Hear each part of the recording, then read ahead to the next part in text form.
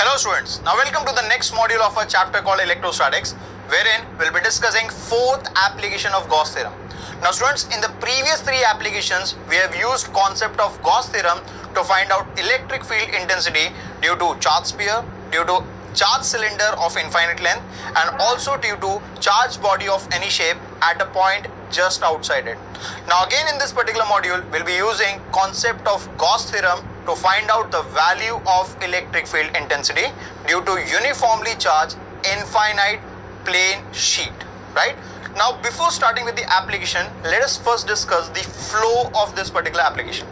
Now since we are supposed to find out intensity due to plane sheet, first point of discussion would be plane sheet, right? Then next point of discussion would be how much charge is given to the sheet and how it is distributed on the surface of the sheet, right? Now since we are supposed to find intensity is always found out at a point, right? So we'll be discussing about point P where we are supposed to find out the value of electric field intensity.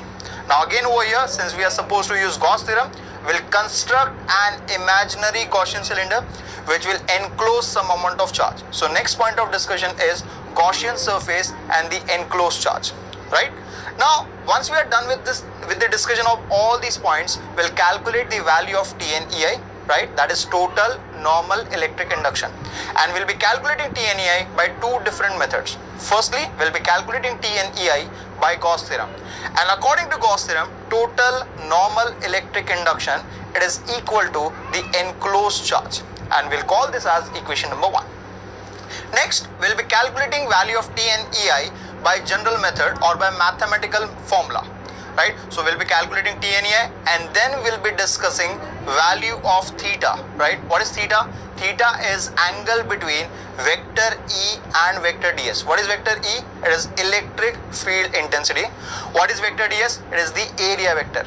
And finally, we'll get the value of T and EI, and we'll call it as equation number 2, right? So once we have got two equations for T and EI, we'll equate equation 1 and 2 to get the value of electric field intensity, right? Now let us start our discussion. Now students, in this particular module, we'll restrict our discussion till Gaussian surface and enclosed charge. Rest we'll be discussing in the next module, right? So let us start our discussion.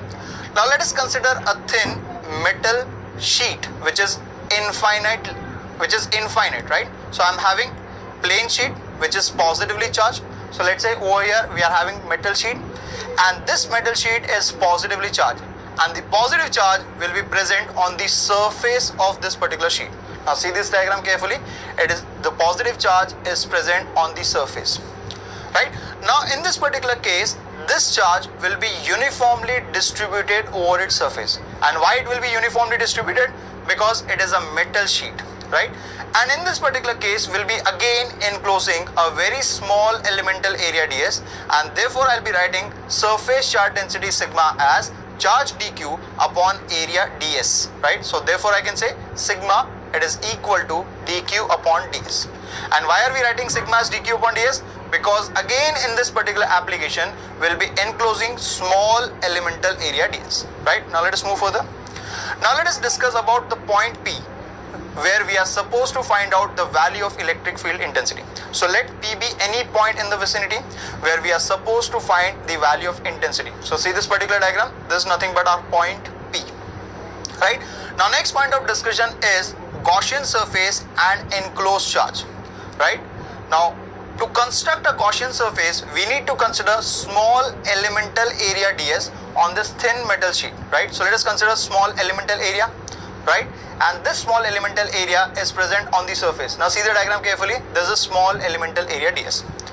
Now we need to consider another point Q on the other side of this particular sheet, and it is at the same distance as that of point P. And why we are doing this?